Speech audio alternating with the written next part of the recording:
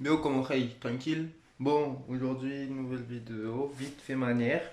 Là, sur le scooter de mon pote, je vais faire des trous d'aération sur le carter de kick. Parce que, genre, quand t'as tendance à quitter et à mettre des ressorts plus durs au niveau de l'embrayage, tout ça, ben, ça chauffe un peu plus. Et quand ça chauffe, ça marche plus pareil que quand c'était à froid. Et quand ça chauffe, ça marche plus pareil que quand c'était à froid. Donc voilà le délire. Et c'est pour ça là, il faut aérer. Vu que sur les boosters, il n'y a pas d'aération, on va aérer. Moi sur le ASR, il n'y a pas de problème. J'ai un gros tube qui rentre comme ça par le devant. Tu vois. Et après, j'ai des petites ailettes derrière. Et c'est parfait. Franchement, qu'il est chaud ou pas chaud, ça marche pareil. Sauf que juste l'embrayage à mettre un peu plus renforcé. Parce que c'est vrai, quand il chauffe, ça marche pas très bien. Putain, des cabots de merde, des traces là. Il voit rien. On va démonter le carter, hein. C'est parti, hein. Ah, je vais te montrer le scooter là, parce que je l'ai nettoyé et tout. Nickel, crampe. Tranquille, tout beau, tout propre. J'ai nettoyé les caches et tout, mais tu vois, il y avait des traces de scotch et tout. Bon, bah, ouais, de toute façon, il va racheter les kits carénage, hein. Donc, tu veux dire, tout est propre, même le morceau, il brille. C'est génial. Donc voilà, tu vois le carter. Il n'est pas aéré, il n'y a pas d'aération, il n'y a rien. Donc ce que je vais faire, j'ai l'accord du propriétaire, on va le trouer. Et ça, je pense que ça va bien plaire à quelqu'un que je connais là. Ouais, calamar, t'as vu? Je vais aller faire des trous sur celui-là. Donc ça pourra te donner une petite idée. Mais pas, tu vois, des petits trous assez éloignés quand même pour pas fragiliser le carter. Bon, après sur le mien, j'avais fait ici là. J'avais fait des trous ici là, comme ça. Et du coup, ça a rentré en direction dans l'embrayage direct. Tu vois, vu que ça fait un truc bizarre là. Ouais, c'était rapide, hein. Ouais, deux vis qu'il y avait, quoi. Voilà. Maman, les vis de seigneur en aluminium, quoi. Les vis qui pètent net. Bon, ça va, c'est bien graissé, tu vois. J'ai bien graissé, le truc il marche bien et tout. Il comprime sa race celui-là. Oh, il y avait au fait, les gars, je vous explique là vite fait là. Hors vidéo, là, j'ai regardé un peu la transmission là-dedans, c'est mort là. Donc, les galets, il y avait 4 grammes 40. Tous les galets, ils faisaient 4 grammes 40 exactement, pile. La courroie, elle était trop longue. Quand c'était comme ça, bah, genre elle glissait comme ça là. Donc elle était légèrement trop grande de 1 cm. Là, je lui ai mis une Poligny renforcée qui va impeccable. Voilà, elle ressort pas trop, tu vois. Moi, ce que j'aime, c'est qu'elle soit un petit peu longue, mais qu'elle ressort un peu ici, tu vois. Voilà, entre la joue fixe et le canon, tu vois, j'ai mis une rondelle comme ça l'écarte un peu plus. Et la courroie, en quelque sorte, il faut qu'elle morde bien le canon, tu vois. Voilà. Faut que. Elle est encore là, ça rentre pas, tu vois là. Là, elle rentre pas ici, là, en haut. En haut, tu le vois là. Tu vois, elle rentre pas, elle vient pas toucher le canon.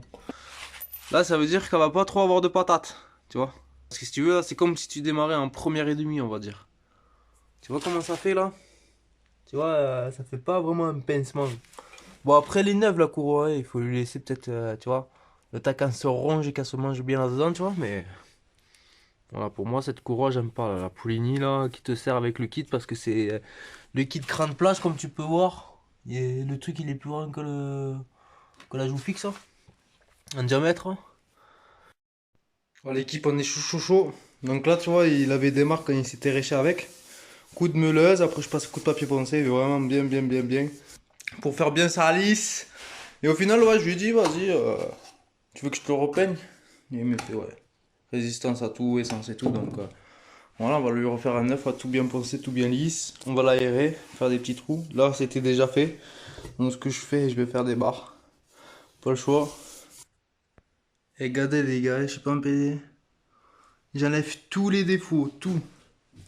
Tout, tu vois, je suis là avec la lime. Comme ça, tu vois, rien que ce petit défaut là.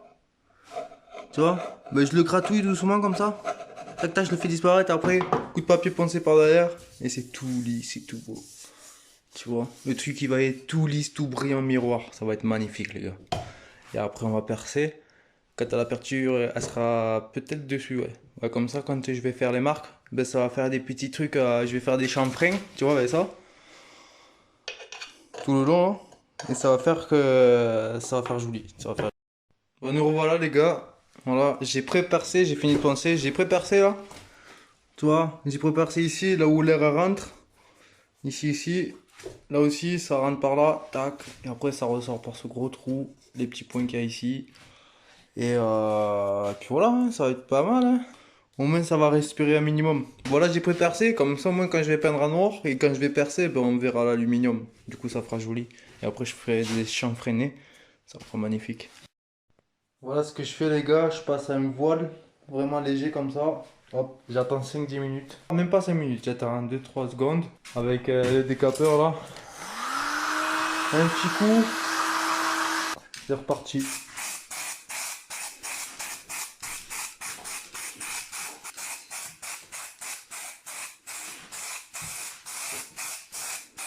Petit coup.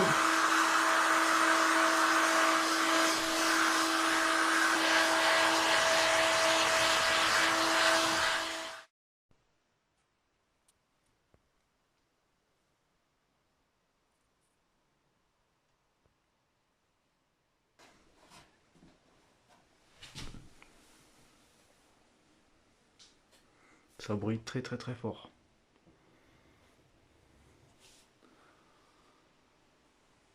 Là je laisse sécher et après je perce les trous.